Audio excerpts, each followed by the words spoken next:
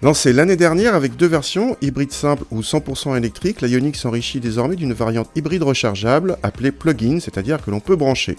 Elle reprend le même indice essence de 105 chevaux que la Ioniq hybride tout court, un moteur électrique un peu plus puissant mais la puissance cumulée reste à 141 chevaux. La Ioniq plug-in a droit d'office à des feux avant à LED mais seulement pour les feux diurnes et de croisement alors qu'ils sont big xénon sur l'hybride. Elle n'est livrée qu'en finition haut de gamme exécutive dotée en série de roues de 16 pouces.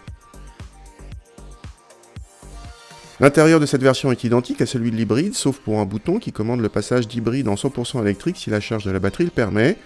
Pour le reste, on retrouve une planche de bord correctement présentée et surtout un équipement très complet avec toutes les aides à la conduite. La banquette arrière offre un bon espace aux jambes et peut accueillir 3 passagers contre 2 pour la Prius plug-in.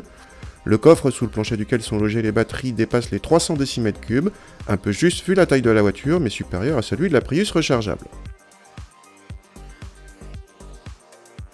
Contact et batterie pleine, vous pouvez rouler 63 km en mode 100% électrique selon Hyundai. Dans la vraie vie, il sera difficile de dépasser les 50 km, ce qui reste un bon score. Nous avons pu rouler jusqu'à 135 km/h à l'électricité, sauf en cas de montée. La mise en route du moteur thermique est discrète et la conduite s'avère plus agréable que dans la Prius, notamment grâce à la boîte double embrayage qui évite l'effet mobilette. Côté châssis, malgré 100 bons kilos de plus que la Ioniq hybride, la plug-in garde un côté presque dynamique grâce à une quasi-absence de roulis tout en préservant un bon niveau de confort.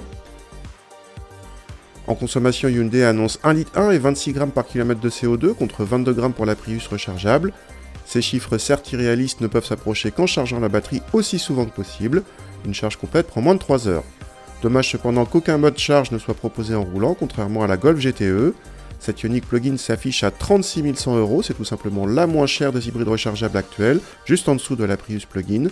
Le très prochain Kia Niro plug-in, frère technique de cette Ioniq, ne devrait pas être beaucoup plus cher.